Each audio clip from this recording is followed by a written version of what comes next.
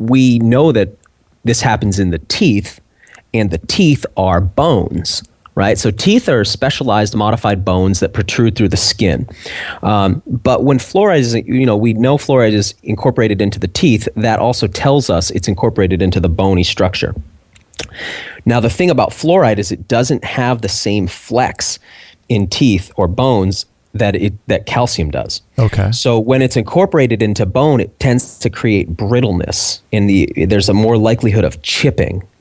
And so actually it creates a more brittle, chippable tooth. It is harder. So the idea was it's so funny. It's like, okay, we're getting cavities. Cavities are in a tooth. Tooth is a bone. Therefore, there's a disease of the bones that are rampant in our people. Our people have holes developing in their teeth. There's a bone disease. We don't know why we're causing it. I mean, obviously, we know why we're causing it. But the government says, we don't know what's causing it. The dental industry says, we don't know why people have this bone disease. But let's put a drug in that will harden the teeth. Maybe that'll work. Wow. But what ended up happening is it made the teeth more brittle. And the side effect is lower IQs and more passive population. Now, one would really have to ask if that was understood or not understood at the time. I tend to think it was understood. And of course, another issue is that this is an industrial byproduct. And, it was a waste product of aluminum milling. And essentially, they were left with all this fluoride and no idea what to do with it and having to pay to get rid of it. And now we buy it to drug ourselves with it in our water supply. Isn't that fascinating? I thought, I bet you there's a connection between cavities and osteoporosis then. Mm-hmm. Ding, ding. Good times. Right. So, all right. So now here's the thing. The fluoride targets more than anything else in the body, or it's incorporated into osseous tissue, bone tissue, more than anywhere else in the body. Uh-huh. Now that's a hard tissue. Now there's also soft tissue targets where this stuff accumulates. Now, this is a really critical piece of data here. The number one soft tissue target site in the body, in other words, the tissue where fluoride is most easily incorporated into, that's a soft tissue, is the pineal gland in the brain. That pineal gland at the very center, the core of the brain, is what every spiritual culture through time has called the third eye. And that has light receptors too, doesn't it? It does have photoreceptors, yeah. Huh. And it's where our serotonin, melatonin, and DMT are regulated. And it is believed in many cultures to be crucial to spiritual development. Now, what happens is the average person now in America by age 18 has a completely rock-hard, fluoridated, calcified pineal gland. I've personally got to see this in MRIs where people have brought me MRIs. I met a radiologist at a conference at one point. He brought to me a whole stack of MRIs to show me young people's pineal glands totally hardened and calcified. I would ask the listener to stretch this out, try to make the connection between what I referenced at the beginning of our call, which was that the average American has, though they might not realize it, willfully given up any connection to spiritualism, or any spiritual connection to the earth, any spiritual connection to creation or a creator. They've relinquished that. Interestingly, their pineal gland's been turned into a small pebble. Fascinating. I wonder if there's a connection too between, this just came to my mind right now, that what are the ages where the military, I know this is kind of completely different, conversation here, but just really quickly, they go into high schools and they recruit, 16, 17-year-old kids. I wonder if the pineal gland has any contributing factor into them, just making sort of that huge throwing. Going along with that. Would they want to do that kind of work? Well, I want to just add a caveat here. I train and hang with a lot of people who've done that kind of work. And there's a difference, I think, between there are people born with a desire to be part of the warrior caste. Uh-huh. This is an ancient part of humanity, is a desire to be a warrior. But for that warrior to go and do injustices, see, most people who want to be warriors want to do it because they believe in justice and in protecting people. But then that gets flipped on them and they're asked to do such horrible things, such inhumane and unjust things, that they develop, psychological diseases afterward from what they've done, because they've so violated their code of ethics. But could you get a person with a healthy pineal gland to do that? That's a good question. I wonder. Or someone perhaps who hasn't been born in a hospital to do something like that. Precisely. So, okay. So, what I want to say next is I had an opportunity to tour a local municipal water plant treatment facility here in Maine. About 6 years ago. I visited a local, I called up actually the what do they call them? The water, I'm not sure what they're called, the water board of my town. Oh, okay. And I asked if I could see inside one of the municipal plants. And it was a pretty strange thing. They're very, anytime now you want to visit governmental infrastructure now, because of this, massive terrorism fear that's pervaded our culture. It's not easy to do. Like if I did that today, I don't know if they'd even let me in now. But they somehow, through some serendipitous thing, I don't know, they let me come and tour. I said I want to see where the water comes from that comes to my tap. So anyway, what I learned from that, now we went in, there was a massive tank, as you can imagine. Now the water plant that I visited, the water was actually drawn from wells. The water was treated there was a massive chlorine tank, and that's where the chlorine came from. Now, there was 2 other tanks, and at first, I wasn't expecting to see those. I thought I was going to see chlorine and fluoride. Fluoride was in a separate room because the fumes from it were so caustic that it ate everything. Everything around it was dissolving. So they had to keep that in its separate room because the fluoride would destroy piping, circuitry, electronics, the other tanks. So that was off by itself. Wow. So I was like, what are these 2 other tanks? This is really fascinating. Yeah. One of them was lye, sodium hydroxide. The other one was phosphoric acid. Phosphoric acid is in Coca-Cola, and it's what allows Coca-Cola to dissolve a tooth, or why Coca-Cola can be used to clean blood stains off pavement. It's very acidic. Then sodium hydroxide, lye. I don't know if you guys remember Red Devil. That was a drain cleaner. Oh, it's a caustic alkali. Now, if you take sodium hydroxide, if you were to put mix a little water with it, put your finger in it, it's caustic. It'll start eating through your tissue. So will phosphoric acid. What they do is they inject the water with bits of this alkali and bits of the acid to maintain a regular pH in the water. And the reason is because if they don't, the minerals will fall out of solution and clog up the piping infrastructure. So computers regulate the injection of a caustic alkali and a caustic acid along with the fluoride and the chlorine. So it's a chemical cocktail being mixed into the water. Wow. And those people out there who are saying, like, your tap water is as good as bottled water, go ahead and drink tap water, it's bad to use the plastic bottles and all of that. I understand where their heart is and what they mean, but they need to understand this stuff. What they're taking are industrial chemicals. These chemicals are not meant for human consumption. Human beings should not be consuming sodium hydroxide, phosphoric acid, sodium fluoride, or chlorine. These things are incredibly toxic, and they all carry warning labels directly on them because they're dangerous to biology. So I just need people to know that that's what's going on with tap water. And that's in a town where we draw our water from wells. What happens if you're drawing your water from municipal recycling systems? Because a lot of towns, what they do is their tap water, a lot of it comes from recycled sewage water. So people don't often realize that, you guys have heard about, if you go up to a place like San Francisco, there's this, you see these articles about there being 50 different pharmaceuticals in the tap water. Yeah. Why? Is somebody out there dumping pharmaceuticals in? What do you end up hearing? Have you guys heard why that's in there? We have not, no.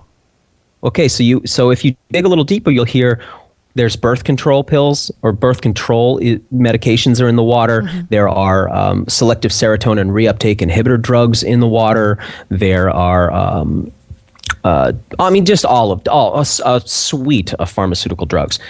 Because people flush them down the toilet. Are these at homeopathic levels, do you think? Or are they actually in bigger particles? No, they're at detectable. No, homeopathic levels are undetectable in laboratory. These are at laboratory detectable levels. Wow. they're in there because people flush them and because people pee and poop them out. And what's funny is I've never heard anyone ask the next question, which is, wait a second, there's toilet water in my drinking water? Right. People should know that. So people poop them and pee them out, and then that goes into my water. So what happens is that water flushed down the toilet, gets cleaned up, and then put back into the system, and people drink it again. Now, remember I said before, when you drink water, water doesn't run down a little tube and come out your pee hole, right? It goes in your blood, and then that blood gets filtered by the kidneys. And what you pee out, your urine, is blood plasma. Your urine is blood plasma. The kidneys are a very fine sieve, and they don't let blood cells and platelets come through. So white blood cells, red blood cells, and platelets are held back by the kidneys, and the plasma, the liquid part of blood, comes out, and that's your urine. Interesting. It's mixed with a couple other things. In other words, people in big cities are drinking each other's urine, which is everybody else's blood plasma. And what do you think about... You mentioned homeopathy. At the homeopathic level, what happens when you drink everybody else's blood? Millions of people's blood are mixed into your tap water. Well, that's similar to what's going on with conventional milk too, right? They kind of mix all the milks all into one big vat, right? They do. Slightly different, but yeah, ultimately, yeah. It's interesting. Have you heard any of the things that's going on with the chemotherapy getting into the water systems and things? Whatever drugs somebody's taking, say that, the 16-year-old girl who's just been put on birth control pills and is maybe taking an antidepressant. And she goes pee, flushes the toilet. The antidepressant and the birth control pill that's in her blood that makes it down into her urine does not get cleaned out of the water supply, gets put back in. Now, we know that when you mix drugs have side effects. That's what they just do. Multiple drugs mixed together can have really negative side effects caused by the interactions. Right. But nobody tests what happens when you mix 50 of them. Yeah. We see, this drug and that drug together, bad. But we don't see, what happens when you take 50 at subclinical doses. So that's one of the experiments going on. Now, there's so many variables, and it's so hard to control it that we see these syndromes emerging in people that we're not really sure what's going on with people. We see endocrine syndromes and immunosyndromes. But they can't necessarily be traced back because there's so many variables. And this is certainly a variable going on in a lot of urban centers. So a lot of people are, consuming all types of different substances at clinical and subclinical doses by drinking tap water. And they need to be aware of that. And they need to know that if they want to get that out, they need very strong filtration methods. The Brita filter, the Pure filter, it might improve the flavor of the water, but it's not taking that stuff out. It's not removing You need to get... Say again? No, it's not removing it all, at all. It cannot. No, that kind of filtration, carbon block filtration, works great if you're starting with pretty clean water. But when you have microscopic, molecular sized particles like this, they're not coming out in that kind of filtration. So you need filtration like reverse osmosis or distillation. And unfortunately, here's the flip of those. Those kind of filtration methods create a water that's so stripped of things that it's toxic too. Is it toxic because it's stripped of everything, or is it toxic because there's still some sort of remnants of toxic chemicals in there? Good question. So, and there's an article up on my website, dannyvitalis.com, a couple blog posts back, specifically on demineralized water if people want to go deeper into this, but I'll try to break it down really quickly. Water is a solvent. It's a liquid solvent, and a solvent is something that dissolves other things. So let's say that you get some very clean water and you stick a rock in there. And then later you take that rock out and you analyze that water. There's some of that rock in the water now, as the water eats away at the rock. It eats away at everything. Earlier, we talked about how water is sort of the enemy of technology very often because it eats stuff, right? It oxidizes stuff. It causes your car to rust. It eats your car, right? So water wants to dissolve things into it. Because of this, when we look around the natural world, we never encounter water as pure H2O. Pure H2O only exists in laboratory settings, but it does not exist in nature. So water and H2O are really different things. H2O is the equivalent of, let's say it's white. Let's say that water is sugar cane plants, and H2O is white sugar. Okay. If that makes sense. Yeah. Because H2O is a refined out of water. H2O, if we distill water, we get pure H2O. But we can't find that in nature. Nature always has water with other stuff mixed in it, minerals, organisms. But it's never pure in it. So H2O, or distilled water, is essentially a laboratory water, or I like to call it a pharmaceutical water. Interesting. Or a processed water. If that makes sense, it's a medicine, it's a industrial quality water. Now that H2O, incidentally, distilled water, was invented by alchemists, and later it was used in laboratory settings because you need this incredibly pure water for certain kind of lab processes. And reverse osmosis is just like distillation in a lot of ways. It's a mechanical form of distillation. It's done through a filtration method, but it creates water almost as clean. Now, when you get water that clean, it's so empty that it wants to aggressively attack things to dissolve things into itself. It becomes more of a solvent. And when you drink it, what it does is it starts basically stripping away minerals from your body. So you put pure H2O in, like distilled or reverse osmosis water, but when you pee, pure water doesn't come out. What comes out? Water with minerals in it and all kinds of other stuff dissolved in. And if you keep doing that, you lose minerals. You lose another word for minerals, we'll say electrolytes, which are electrically charged mineral ions. You start to pee that out. So I linked on my website a World Health Organization report on the problems with drinking distilled water, particularly in children. It's a serious problem because a lot of the developing world is using things like desalination or reverse osmosis to clean up their water supply. And unfortunately, they're not remineralizing the water and it's making people sick. So they've connected that incredibly clean water to a lot of disease processes as well. So it's like a catch-22. Right. Is that why it's kind of called a male water, because it's more aggressive and corrosive inside the body? Is that the idea there? Some people have called it that because you end up with essentially what I like to think of the water that has been stripped down as being aggressive. And that's actually the term that hydrologists will use. It becomes an aggressive solvent. And one of the concerns is that it can damage your arteries over time Would as well. Would distilled water be good for, like, let's say you want to do maybe a tea or something, or put some drops of zeolite or something? Would that be a good channel for those medicines? I think for the layperson in your kitchen, I don't think it would matter much the benefit that you would receive from that. Okay. In making a tea, I think you're better off to work with better water if you have it. But here's the thing. Let's say that you live in downtown LA or downtown Manhattan, and the water you have access to is either water you put through reverse osmosis or distillation at home, or a lot of people now, you probably have seen, you can go to, say, a health food store that has a reverse osmosis fill. It almost looks like a soda machine, but you bring your bottle and you can fill up, and it basically takes tap water, puts it through RO, and you put money in the machine, and reverse osmosis water comes out of it. They have one at the Whole Foods here in Maine where I live. If that's the water that you have, what you want to do is get yourself a TDS meter. That's a total dissolved solids meter. Very inexpensive. I have them on my website. I think they're about $25. Okay. They'll last you many, many years.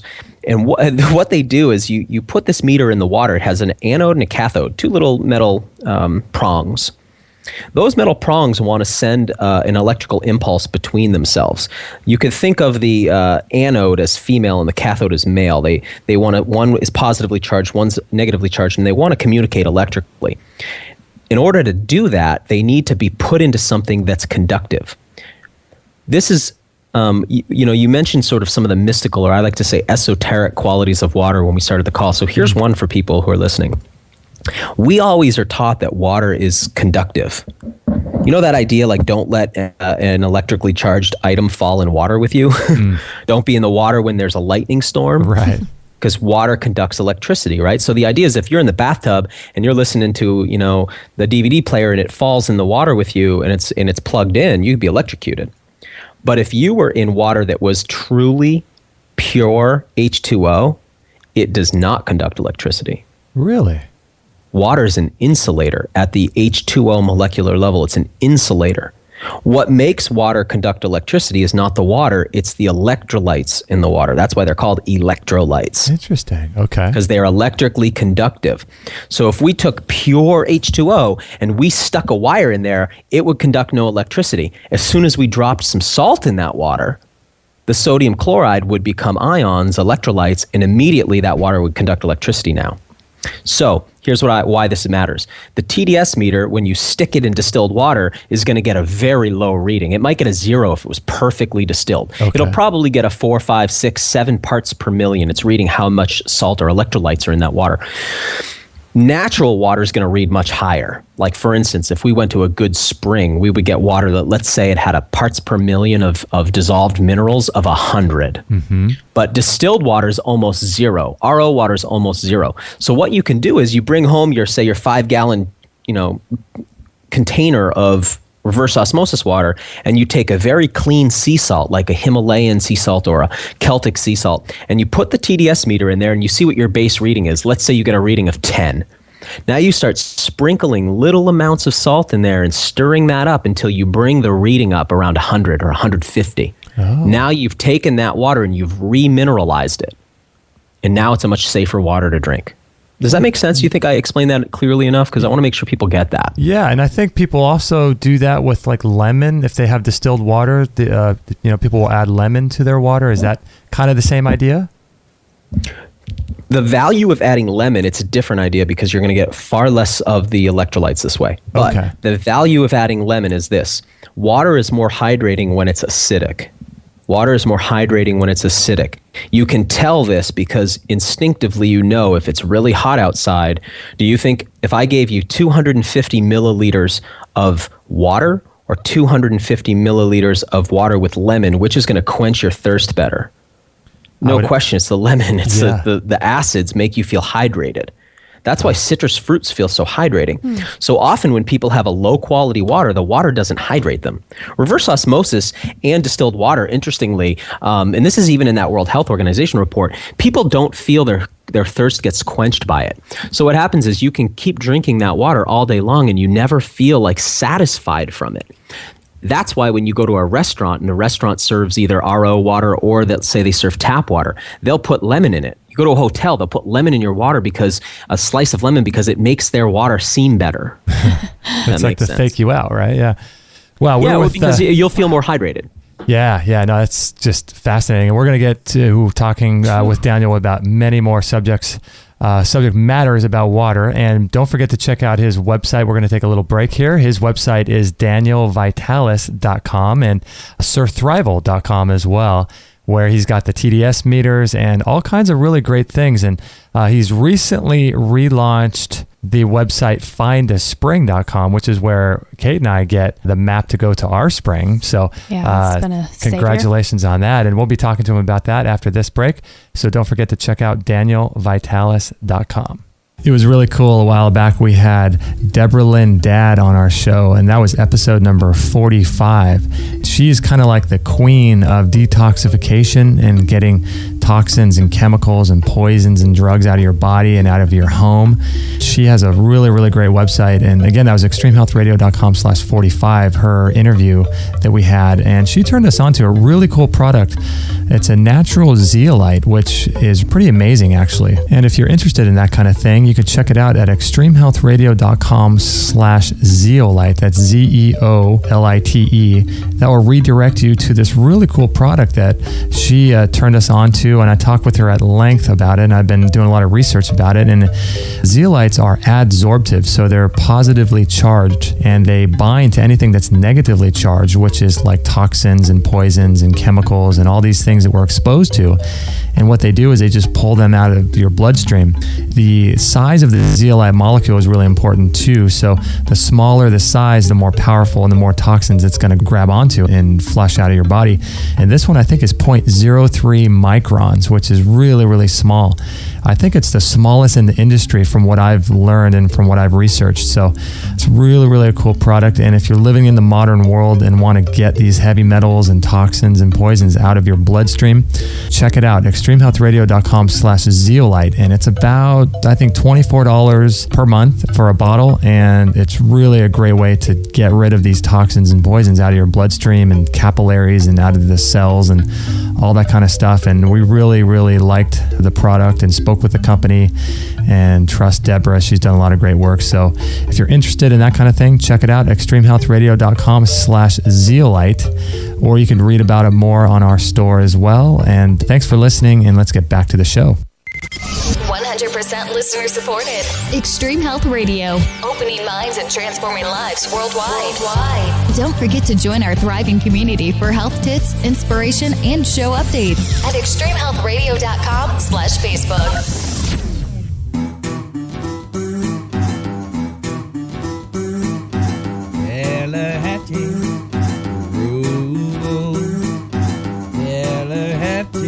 All right, we're having a great time here with Daniel Vitalis from danielvitalis.com, and he's a very interesting guy. And for those of you that may be wanting to take notes or anything like that, this is episode number 121, so you can check out any of the references on extremehealthradio.com/121. And Daniel is quite the water shaman, isn't he? Ooh.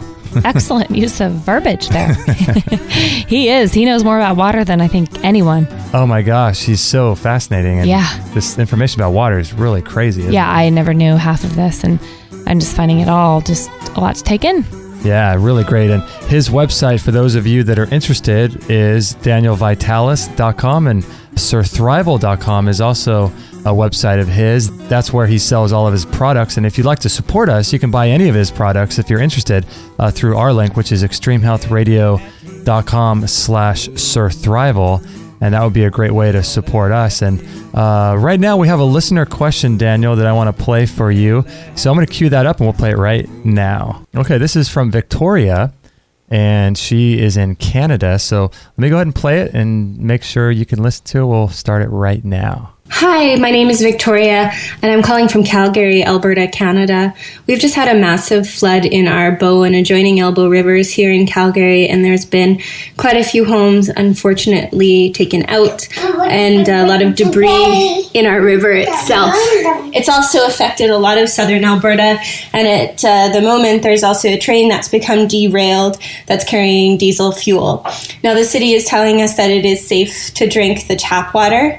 I have a Via filter. If you have any perspective on those, that would be great to hear that. I know that in Canmore there's great spring water, but right now we can't get up there, and there was massive flooding there and taking out a lot of homes as well. So if you have any comments or suggestions of what we can do here in Calgary, that would be wonderful. Thank you for your time. Bye-bye. Okay, Daniel, were you able to hear that? Yeah, powerful question. I go to Calgary every year, sometimes a couple times a year, to do speaking engagements. And a very good friend of mine's lost his home in that flood on the Bowness River. Now, the challenge is, how's my audio sound to you right now, Justin? It sounds pretty good, actually. Okay, I'm hearing a little echo on my end. Okay.